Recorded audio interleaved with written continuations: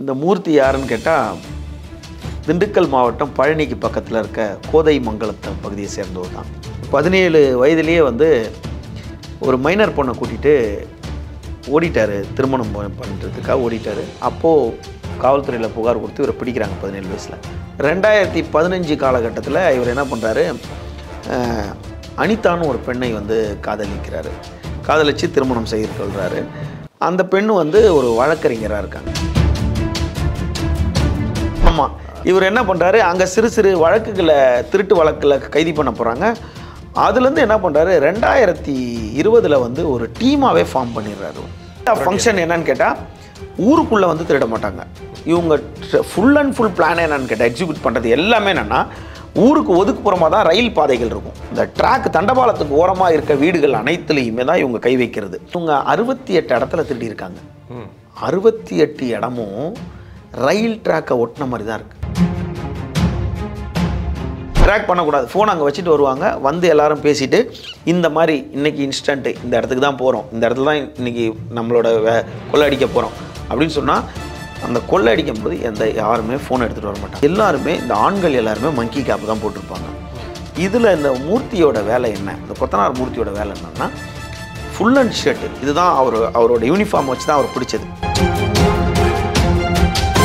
குறிப்பாக யூனிஃபார்மில் அதான் இருக்கும். ஏன்னா ஓடும்போது அதை அவுந்துடக்கூடாது, லாக்கடு மாதிரி இருக்குன்றதான் இவங்க பிளான். அப்போது அவர் ராமச்சந்திரன் தான் சார், இந்த மாதிரி காலையில் ஏற்கனவே ஒரு நைட்டு ஒரு நாள் ஒருத்தனை பார்த்தேன் சார்.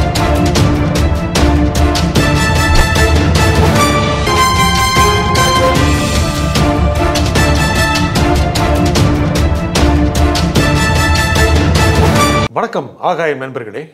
கொத்தனார் மூர்த்தி என்ற கொள்ளையன் யார், பின்னணி என்ன, இதை பற்றி பேசுவதற்காக பத்திரிகையாளர் திரு விமலேஸ்வரன் இங்கு வந்திருக்கிறார். வணக்கம் திரு விமலேஸ்வரன். வணக்கம் சார்.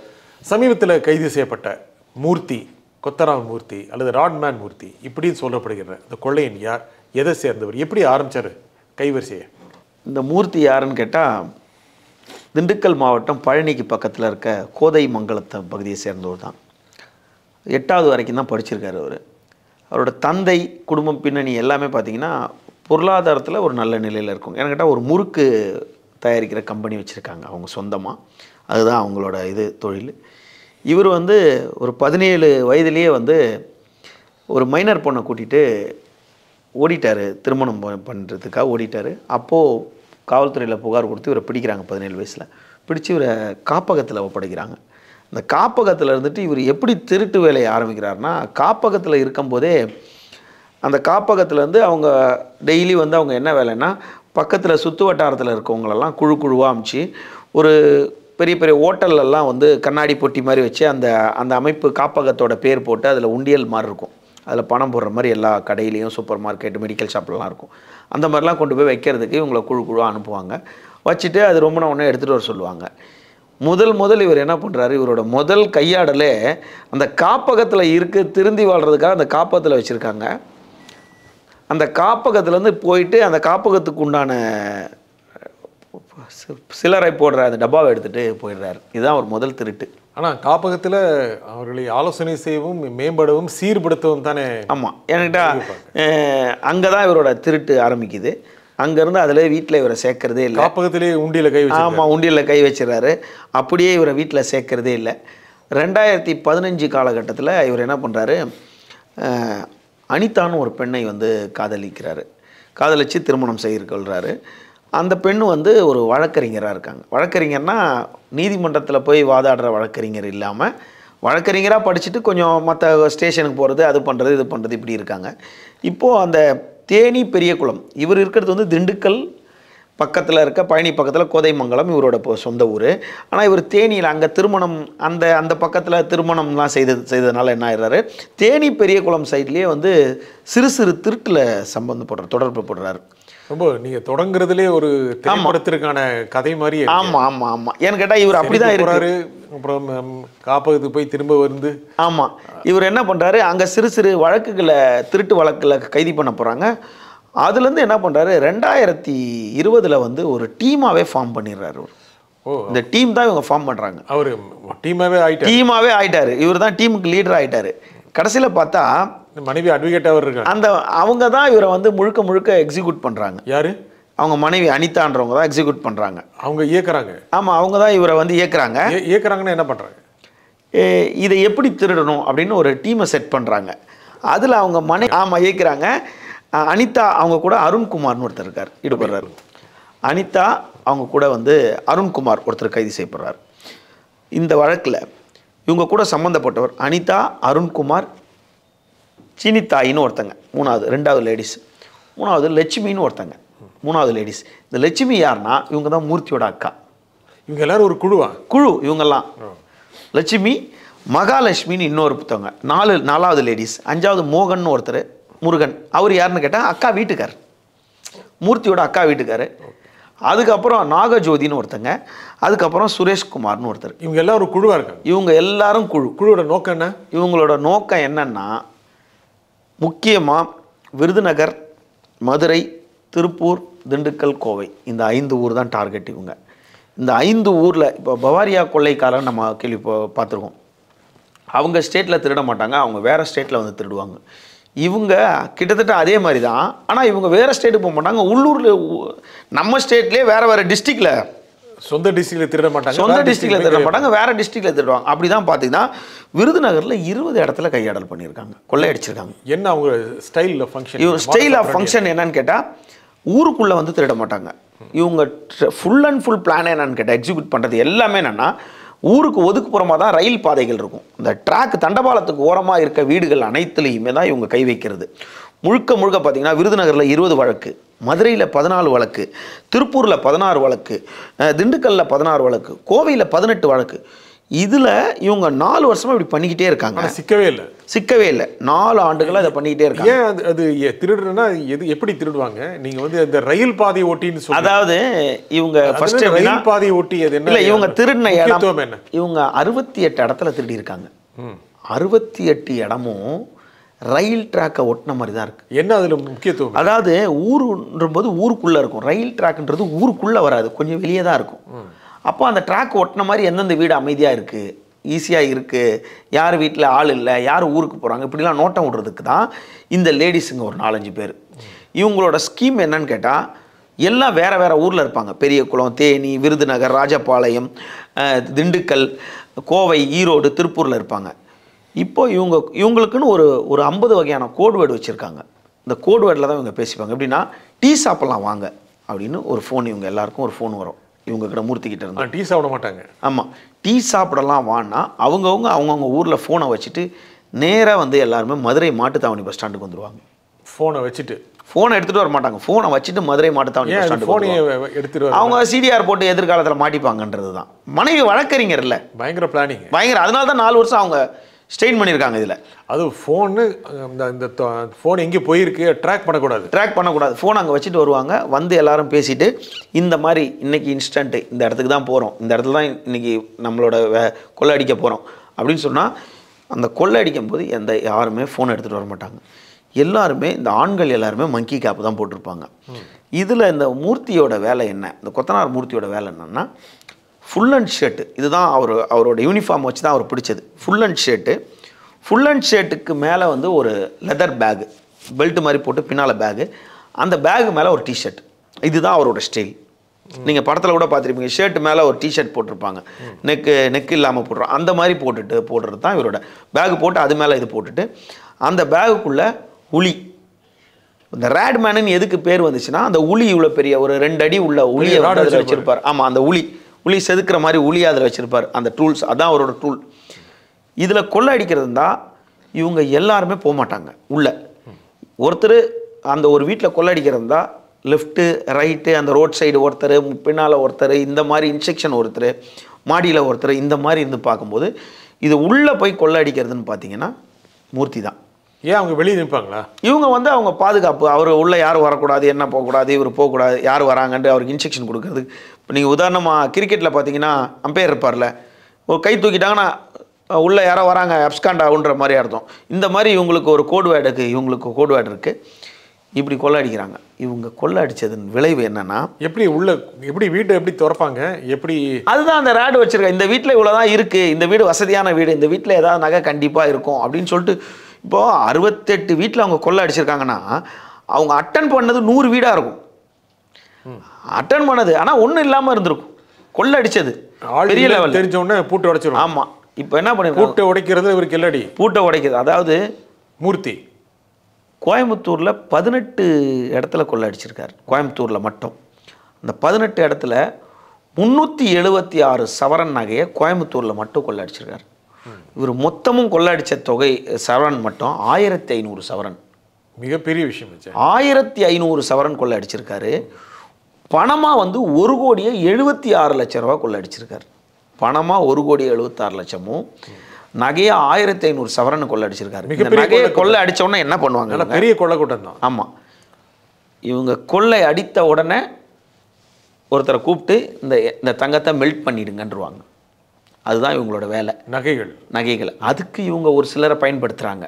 காவல்துறை தரப்பில் நம்மளுக்கு தந்த தகவல் காவல்துறை தரப்புலேருந்து சொல்லும் போது என்னென்னா, சந்திரசேகரன், பெருமாள், காளிதாசு, அப்புறம் ஒரு பெண், இவங்க போன்ற நபர்கிட்ட கொடுத்துருவாங்க. ரெண்டாவது இதில் விஷயம் என்னென்னா, இவர் கூட வரவங்க எல்லாரும் இவரோட நண்பர்கள், உறவினர்கள். இவங்களுக்கெல்லாம் வந்து பார்ட்னர்ஷிப் கிடையாது. கொள்ளை அடித்த உடனே இவங்க எப்பயுமே ஒரு கொள்ளை அடித்தோடனே உடனே ஹில் ஸ்டேஷன் போயிடுவாங்க. சுற்றுலா ஹில் ஸ்டேஷன் போயிட்டு கொள்ளை எடுத்து அங்கே போய் தான் இந்த நகைகளை வந்து என்ன பண்ணணும், ரிலாக்ஸ் பண்ணணும், என்ன பண்ணணும் இந்த நகைகளை அப்படின்னு ஒரு பிளான் போட்டு அதன் மூலிமா தான் வந்து இந்த உருக்கி தரவங்களுக்குலாம் வந்து சம்பளம் கிடையாது. 1,00,000 ரூபாய்க்கு 20,000 ரூபா அவங்களுக்கு கமிஷன். இப்போ இந்த 4 பேர் சந்திரசேகரன், பெருமாள், காளிதாஸ், அப்புறம் பெண்ணுக்கிட்ட கொடுக்குறாங்களா, அவங்க உருக்கி கொடுத்த உடனே இந்த தங்கத்தை கொண்டு போயிட்டு இவங்க மனைவி மூலிமா இன்னொரு 4 பேர்கிட்ட கொடுப்பாங்க. அதாவது மனோஜ்குமார், சுதாகர், ஓம் பிரகாஷ்னு ஒரு 4 பேர்கிட்ட இவங்க கொடுப்பாங்க. அவங்க வந்து வேறு ஜுவல்லாக மாற்றுவாங்க. அந்த வேறு ஜுவல்லாக மாற்றினோடனே ஏன்டா இந்த நகை இல்லாமல் வேறு ஜுவல்லா இதை கொடுத்துட்டு வேறு ஜுவல்லாக எடுத்துட்டவங்க, அந்த ஜுவல்லை எடுத்துகிட்டு வந்தோடனே அதை அடகு வைப்பாங்க. இதுதான் அவங்க ஃபார்மாலிட்டி. அடகு வைப்பாங்க. அடகு வச்சுட்டு அப்படியே போய் ஒரு தங்கத்தை கொடுத்தா யாரும் வாங்கிக்க மாட்டாங்க. அடகு வச்சுட்டு மறுநாள் போய் இதை நாங்கள் விற்றுடுறோம் அப்படின்னா வாங்கிப்பாங்க. இதுதான் அவங்க ஃபார்மெட்டு. இப்படி விற்று என்ன பண்ணியிருக்காங்கன்னா, ரொம்ப திட்டமிட்டு செயல்படுகின்ற ஒரு கூட்டமாக இருக்குது. எடுக்கிறது, உருக்கிறது, அது வேற நகையாக மாற்றுறது, அப்புறம் அடகு வைத்து விற்கிறது. இந்த வித்து பணத்தில் 2 சொகுசு கார்கள், அவருக்கும் அவருடைய மனைவிக்கும் ஒரு கார், 2 கார். அவர் தனியாக பயணம் செய்கிறதுக்காக ஒரு பைக்கு, கவாசிக்கு பைக்கு 13 லட்சம் ரூபா மதிப்புள்ளது. அது இல்லாமல் அவர் கூட இருக்கவங்களுக்கு அசிஸ்டண்ட்டுக்கெலாம் ஒரு பைக்கு, 6 பைக்கு. அப்போது 6 பைக்கு, ஒரு கவாசிக்கு 13 லட்சம் ரூபா பைக்கு, 2 சொகுசு கார்கள், இது இவர் வாங்கியிருக்கார். அது இல்லாமல் எங்கே மாற்றார் இவர்? எந்த இடத்துல பணத்தை கொண்டு போய் வேறு இடங்களில் முதலீடு பண்ணியிருக்காங்களா? அதான் முதலீடு பண்ணியிருக்காரு. இவர் என்ன பண்ணுறாரு, பேசிக்காக இவர் எப்படி பிடிக்கிறாங்க அப்படின்னா, கோயம்புத்தூரில் ஒரு ஸ்பெஷல் டீம், 2 ஸ்பெஷல் டீம் கோயம்புத்தூர்லேயும் திருப்பூர்லேயும் ஒரு தேடுறாங்க. அதுக்கு நடுவில் பிப்ரவரி மாதம் 2வது வாரத்தில் ஒரு இடத்துல போய் அட்டன் பண்ணுறாரு. ஒரு ஜுவல்லை அட்டன் பண்ணுறாரு. எங்கள் விருதுநகர் மாவட்டம் ராஜபாளையத்தில் போய் அட்டன் பண்ணுறாரு. அங்கே பெருசாக அவங்களுக்கு எதுவும் மாட்டலை. உடனே அங்கே கொள்ளையடிக்கப்பட்டதுக்கு உண்டான தகவல் மட்டும் இருக்குது. பிப்ரவரி 24ஆம் தேதி அன்று என்ன பண்ணுறாரு, விருதுநகர் மாவட்டம் ராஜபாளையத்துக்கு பக்கத்தில் இருக்க ஊட்டச்சத்து நிபுணர் ஒருத்தர், முருகானந்தம்னு ஒருத்தர் அவர் வீட்டில் அட்டன் பண்ணுறாங்க. அட்டன் பண்ணும்போது என்ன பண்ணுறாங்க, கொள்ளை அடிச்சுட்டு ஒரு 6 பேர் சேர்ந்து கொள்ளை அடிக்கிறாங்க. உள்ளே பூந்து 6 பேரும் போகிறாங்க. 6 பேர். ஆனால் அப்படி போகிறது இல்லை யூஸ்வலாக. உள்ளே போயிடறாங்கன்னா உள்ளே எடுக்கிறது ஒரு ஆள் தானே. ஓ சரி. 6 பேர். இந்த சிசிடிவி தான் நம்ம பார்த்துருக்கிறது. லைனாக அந்த வீட்டிலேருந்து ஒருத்தராக இருட்டில் வெளியே வருவாங்க. நம்ம பார்த்துருப்போம் அந்த வீடியோ. ஒரு நாடகம் மாதிரி இருக்கும். அப்படியே வெளியே லைனாக வருவாங்க. அந்த நிழலில் அந்த கோப்பு காட்சி மாதிரி வருவாங்க. அந்த வீட்டில் என்ன பண்ணார், எடுத்துகிட்டு அந்த 6 பேரும் ஹார்ட் டெஸ்க்கையும் எடுத்துடுறாங்க. இந்த சிசிடிவியோட ஹார்ட் டெஸ்க்கை எடுத்துகிட்டு போயிடுறாங்க. ரொம்ப டெக்னிக்கல் மூலம். ஆனால் அவங்களுக்கு தெரியல அந்த ஹார்ட் டெஸ்கோட கனெக்ஷன் மொபைலோட கனெக்ட் பண்ணியிருக்கிறதுன்னு அவங்களுக்கு தெரியல. இப்போ நம்ம பார்க்குறோம் அந்த மொபைலோட காட்சியை தான் நம்ம பார்க்குறோம். அந்த மொபைலோட காட்சியை எடுத்து அப்புறம் பார்க்கும்போது தான் அப்போது அங்கே இருக்க காவல்துறைக்கு சந்தேகம் வருது. இதே மாதிரி தானே பக்கத்தில் ஒரு சம்பவம் நடந்திருக்குன்னு பார்க்கும்போது இங்கே ஒரு கீ பர்சன் தான், அதுதான் இவர் தடயத்தை விட்டுட்டு போயிட்டாங்க.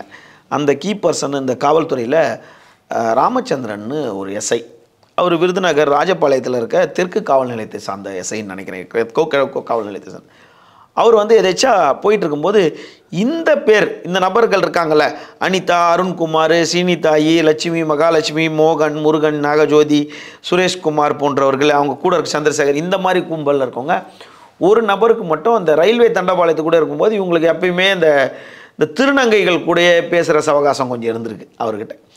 அப்போது இந்த தண்டபாலத்துக்கிட்ட போயிட்டு அவர் கொஞ்சம் வாக்குவாதம் பண்ணிவிட்டு ஒரு வீட்டுக்கு போயிட்டு ரிட்டர்னு போயிட்டு அட்டன் பண்ணாமல் ஃபெயிலியர் ஆகி வந்திருக்காப்புல. அப்போ அந்த இடத்துல தண்டபாலத்துக்கிட்ட நின்றுட்டு நைட் ரவுண்ட்ஸில் இருந்திருக்காரு அந்த எஸ்ஐ. அவர் இங்கே வான்னு கூப்பிட்ருக்காரு. இங்கே வா, எங்கே போயிட்டு வரேன்னு கேட்டிருக்காரு ஒரு நபரை. இல்லை சார், அது வந்து சிறுநீர் கழிச்சிட்டு வந்தேன். சிறுநீர் கழிக்கிறது எதுக்கு செவத்துலேருந்து எகிரி குடிச்சேன், இங்கே வா, எங்கே போயிட்டு வந்தேன் அப்படின்னா, இல்லை அவர் என்னென்னோ மழுப்பெல்லாம் மது இல்லை சார், திருநங்கை கூட அங்கே போனேன் சார், இங்கே போனேன் சார்னு சொன்னோன்னே அவரை அவரை போடான்ட்டு அடித்து விரட்டிட்டார் பேர் கேட்டுட்டு. அடுத்து ஒரு 10 நாளுக்குள்ளேயே அவர் போகும்போது அவர்கிட்ட ஒரு விஷயத்தை மட்டும் அவர் அப்சர்வ் பண்ணுறாரு. அவன் போட்டிருக்க செருப்பு மட்டும் அவனை அப்சர்வ் பண்ணுறாரு. அந்த நபரோட செருப்பை போட்டிருக்கானே அதை மட்டும் அப்சர்வ் பண்ணுறாரு.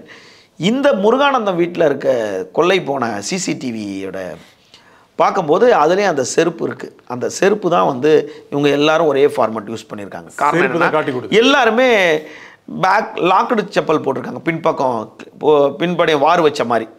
இப்போ அங்கே பொதுவாக வந்து ஊரில் வந்து யாரும் வார் வச்ச செருப்புன்றது தான் சொல்லுவாங்க, நம்மளை லாக்டு டைப்பு போடுற மாதிரி. இங்கே எல்லாரும் போடுற மாதிரி அங்கே யாரும் போட மாட்டாங்க. இப்போ குறிப்பாக யூனிஃபார்மில் அதான் இருக்கும். ஏன்னா ஓடும்போது அது அவுந்துடக்கூடாது, லாக்டு மாதிரி இருக்குன்றதான் இவங்க பிளான். அப்போது அந்த அவர் ராமச்சந்திரன் தான், சார் இந்த மாதிரி காலை ஏற்கனவே ஒரு நைட்டு ஒரு நாள் ஒருத்தனை பார்த்தேன் சார், அவன் பேர் அட்ரஸ் கேட்டேன் சார் நான் அப்படின்றார். அப்போது விருதுநகரில் 2 ஸ்பெஷல் டீம் போடுறாங்க. ஒரு ஸ்பெஷல் டீம் வந்து முரளிதரன் ஒரு காவல், இன்னொருத்தர் வந்து பவுல்தாசன் சொல்லிட்டு ஒரு இன்ஸ்பெக்டர் தலைமையில் விருதுநகர் ராஜபாளையத்தில் இருக்கார். அவருடைய தலைமையில் ஒரு பவுல்தாசன்ற ஒரு தலைமையில் ஒரு ஸ்பெஷல் டீம் போடுறாங்க. இங்கே தேடும் போது என்ன பண்ணுறாங்க, அந்த பையனை வச்சு நூல் பிடிச்சி அவனை தூக்கிடுறாங்க. முதல்ல லீடு கொடுத்து தூக்கிறாங்க. தூக்குனதுக்கு அப்புறம் தான் அந்த பவுல்தாசன் எப்படி அவரை பிடிச்சாங்க? அந்த அதே ஊரில் இருந்தாரா இல்லை? இப்போ நைட்டில் காவல்துறை வான்னு பேர் கேட்டு விட்டுட்டு அதில் நீ எந்த ஊர் ஏது அவன் ஆதார் கார்டை வாங்கி பார்த்துட்டு அனுப்புவோம்ல.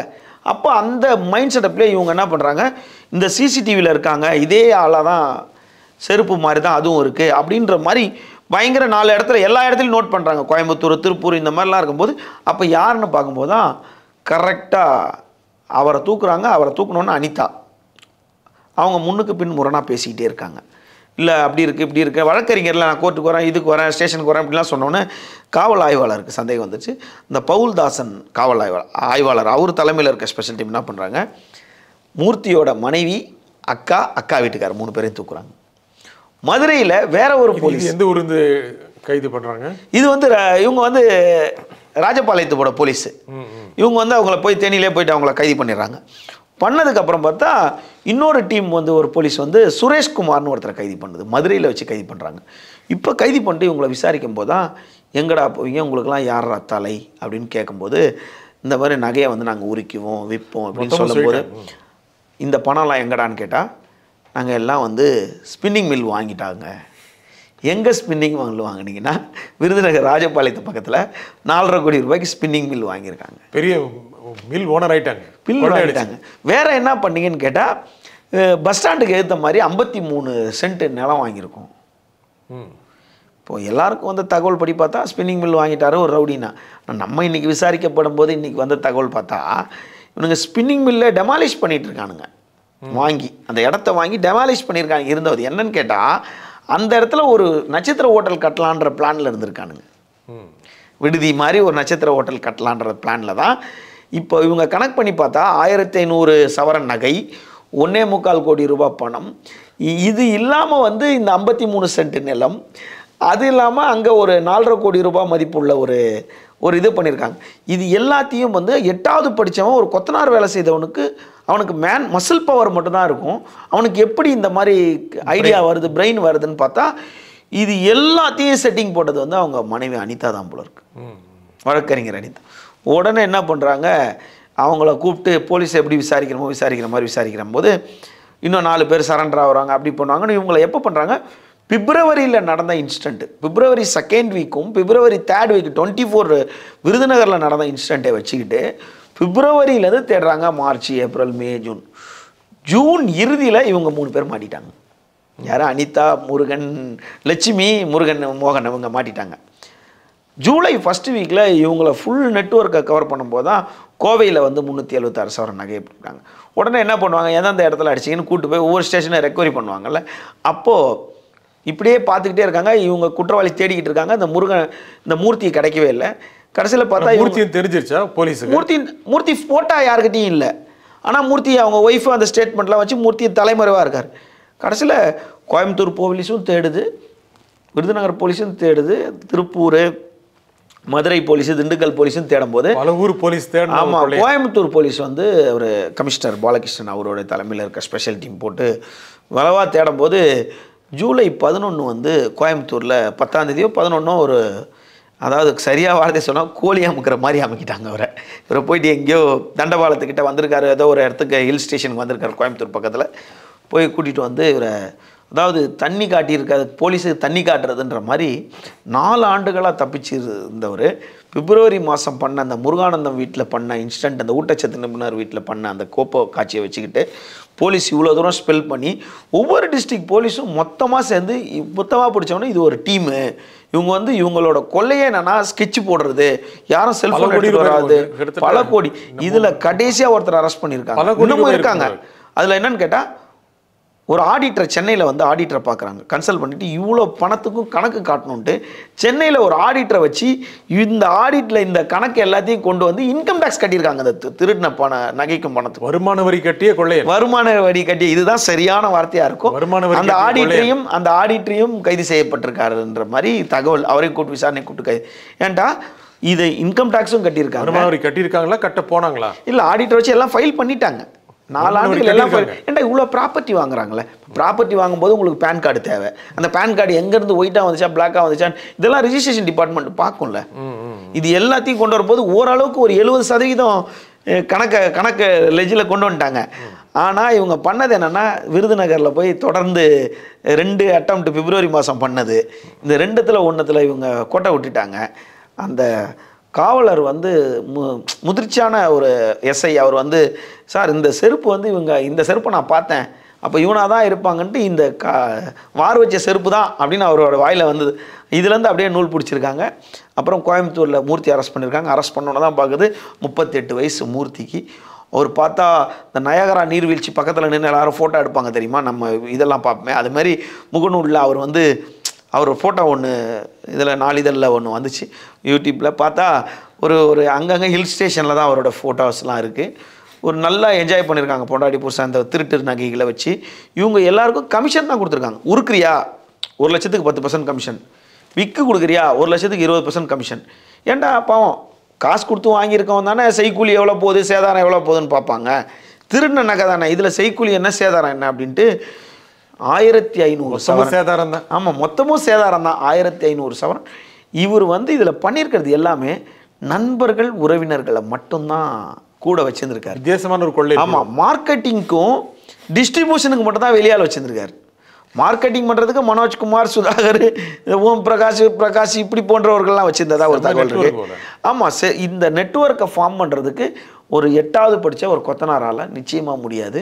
அந்த டீம் அமைஞ்சிருக்கு. பேசிக்காக கிரிமினல் வேறு, கிரிமினல் லாயர் ஒருத்தங்க கூட இருந்தோடனே இவ்வளோ பெரிய கொள்ளை தமிழகத்தில் 4 ஆண்டுகளாக தப்பிச்சவங்க.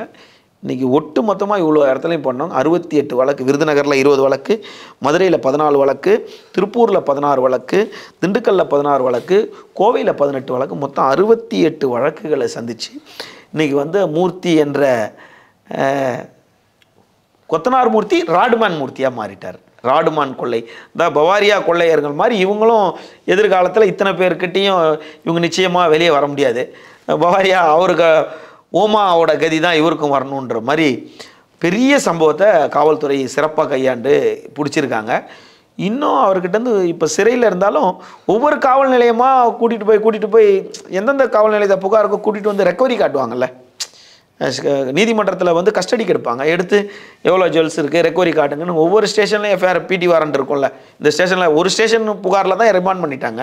இன்னும் ஒவ்வொரு ஸ்டேஷன்லேயும் அவரை கூட்டிகிட்டு போகும்போது இன்னும் அவர் எங்கெங்கே ப்ராப்பர்ட்டி வச்சுருக்காரு, ஜுவல்ஸ் வச்சுருக்காரு, இதெல்லாம் காவல்துறை தரப்புலேருந்து தான் வெளியே கொண்டு வரணும். இதை ஆனால் இது பெரிய நெட்வொர்க். அது இந்த நெட்வொர்க்கை அவ்வளோ சீக்கிரம் ரெடியூஸ் பண்ணி ஒரு கோர்ட்டில் கேஸ் எல்லாம் இதில் 20 பேர் ஆமாம் 20 பேர்கிட்ட வந்திருக்காங்களே சார். ஆக்சுவலாக பார்த்தீங்கன்னா மூர்த்தி, அனிதா, அருண்குமார், சீனிதாயி, லட்சுமி, மகாலட்சுமி, மோகன், முருகன், நாகஜோதி, சுரேஷ்குமார், அதுக்கப்புறம் சந்திரசேகர், பெருமாள், காளிதாஸ், அப்புறம் ஒரு உமன், அதுக்கப்புறம் மனோஜ்குமார், சுதாகர், ஓம் பிரகாஷ், இப்படி பார்த்தா ஒரு 22 23 பேர் இவங்க லிஸ்ட்லேயே இருக்காங்க. இன்னும் வெளியே வராதவங்க எவ்வளோ பேர் இருப்பாங்களே. இப்போ குற்றவாளி தான் இவங்களுக்கு யாரும் சப்போர்ட் பண்ணவங்க பேர் தான் அது இருக்கு.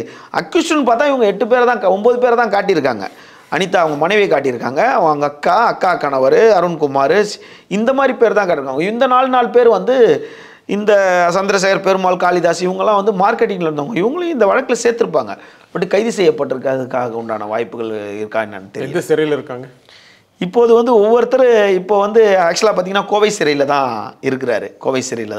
கோவையில் தான் கைது போட்டிருக்காங்க. கோவை சிறையில் தான் இருக்காங்க. கஸ்டடிக்கு எடுத்து உண்மையாலுமே இது வந்து இந்த 4 ஆண்டுகள் கொரோனா காலத்தில் இவங்களோட வளர்ச்சி ஆரம்பிச்சிருக்கு. அதுக்குள்ளே பார்த்தீங்கன்னா ஒரு 8 பேர் 9 பேர் சேர்ந்து ஒரு மில்லை வாங்கியிருக்காங்க, ஒரு ஸ்பின்னிங் மில்லை வாங்கியிருக்காங்க, ஒரு 63 ஏக்கரை வாங்கியிருக்காங்க. இவ்வளோ ப்ராப்பர்ட்டியை வாங்கியிருக்காங்கன்னா எவ்வளோ பெரிய அளவில் இவங்க கொள்ளையடிச்சிருப்பாங்க, எவ்வளோ பேரோட உழைப்பு இதாக இருக்கும்.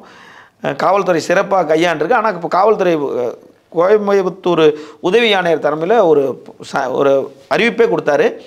கோயம்புத்தூரில் யார் நகையை இழந்திருக்கீங்களோ நீங்கள் காவல்துறையில் கொடுத்து உங்களோட நகையை பெற்றுக்கொள்ளலான்ற. அப்போ அந்தளவுக்கு ரெக்கவரி காட்டிட்டாங்க. கோயம்புத்தூரில் அடித்த 376 சவரனையும் ரெக்கவரி காட்டிட்டாங்க. உரியவர்கள்கிட்ட அதை ஒப்படைக்கிறதுக்கு உண்டான பணிகள் நடந்துகிட்டு இருக்குன்னு நினைக்கிறேன் சார். இந்த நிகழ்ச்சியில் உங்கள் கருத்துக்களை குறிப்பிக்க விமலேஸ்வரன் மிக்க நன்றி. மிக்க நன்றி சார். மீண்டும் ஒரு நிகழ்ச்சியை சந்திப்போம். நன்றி, வணக்கம்.